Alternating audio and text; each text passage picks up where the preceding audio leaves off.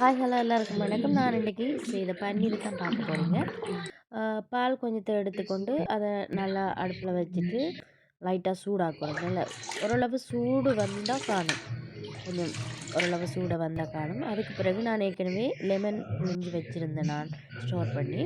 அதில் இருந்து ஒரு கொஞ்சம் லெமனை எடுத்துட்டு கொஞ்சத்தை அதை நான் அந்த சூடான பாலில் லைட்டாக அதை நாங்கள் ஊற்றுறோம். இப்போ 1 லிட்டர் பாலுக்கு எப்படியும் 2 மூடி லெமன் காணும்.